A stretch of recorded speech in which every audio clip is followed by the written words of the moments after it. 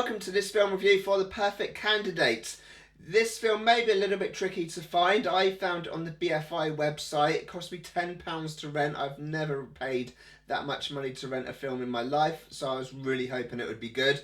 There are a couple of really bad reviews on IMDb, but I'm not sure what film they were watching because it's not the one I watched, because I enjoyed it. Was it £10 worthy? Probably not, but it was still a good film nonetheless. I gave it a 9 on IMDb. It was enjoyable. It made me feel good. Basically, there's this lady. She is called Dr. Miriam, and she works at this rundown clinic, and you can't get to it. The road is just a wreck, and she wants to try and apply for another job in Dubai. But to get there, she needs to fly, and when this film is set, she needed the permission from her father or guardian to fly. I've actually looked into it, and they've actually changed those laws in 2019. So if this film had been set a bit later, then she would have just got on the plane, and then it would have been a completely different story.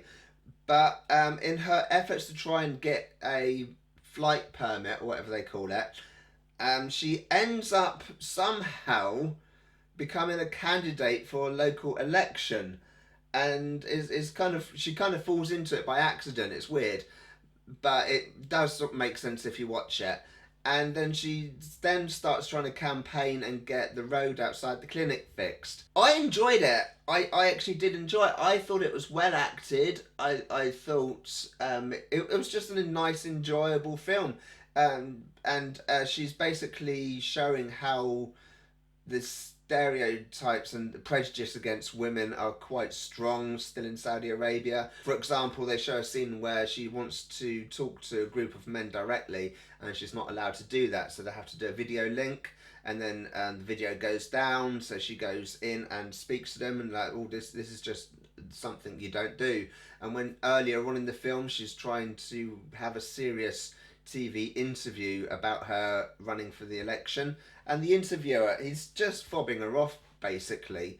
He's not very professional, but it's just the whole, I think that the film's intention was to show the way women are being treated in this society. Yeah, they can drive now, and when the film was made they couldn't fly without permission, but that has since changed. And the whole idea of a woman going for the local election, you know, to some people this is just madness, and the men are saying no, and the women are saying, you know, you're an idiot, and but she's determined to break through all that. I actually found her to be a very likable character.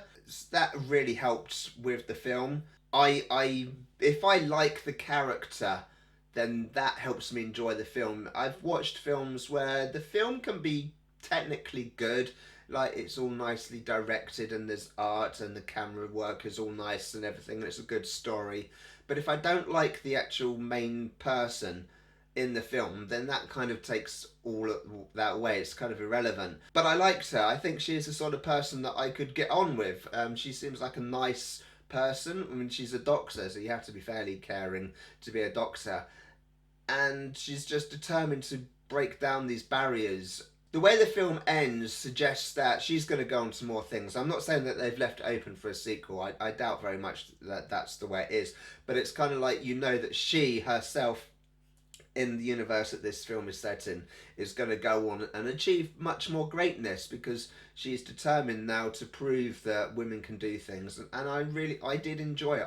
I thoroughly enjoyed it. As I said, I don't understand why some people have given it a negative review. I just don't think they're watching the same film that I was watching.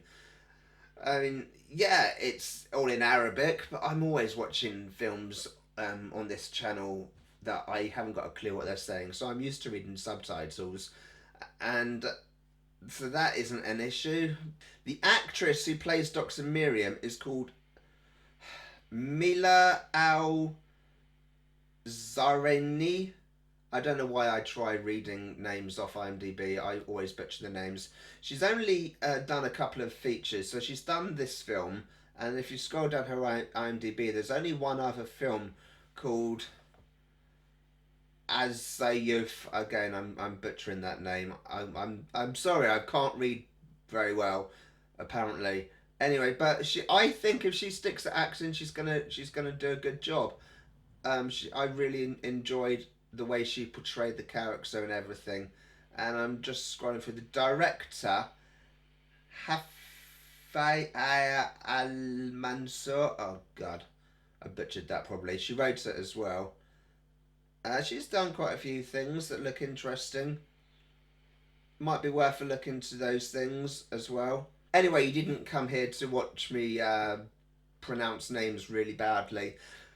But I recommend this film. Yes, it is going to be a bit hard to find, but if you can find it, I mean, it'd be brilliant if it was on like YouTube Movies or Amazon Movies or Netflix, but I don't think it is. So you are going to have to hunt around to find it.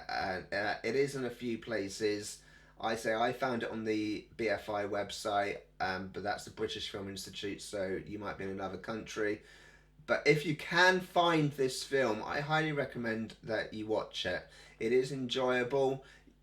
And when I say that they deal with things like sexism and stuff, it's not like really totally over the top in your face. It's kind of just a measured look. You know, this is a situation, and okay, let's deal with it. Basically, it's not like no one's playing a victim. I've seen films where people kind of play a victim. You have some kind of ism, whether it's sexism or racism or sizeism or whatever, and any kind of ism, and you have people playing a victim, and the film is like, oh no, look at me, oh, aren't I so poor, and this wasn't like that at all. It was basically, she was saying, do you know what, screw your isms, I'm gonna do what I want to do, and you can't stop me. And that's what she does, and that's why I like her, and that's why I like the film. And at the end of the film, it left me with a good, happy feeling, basically. I like a film to leave me with a happy feeling. Some films leave me, well, I just don't really feel anything. Other films leave me sad and depressed, and this film, when it ended, I felt happy. So, yeah, for that, I would say I recommend it. Go watch it, and I'll see you next time. Bye.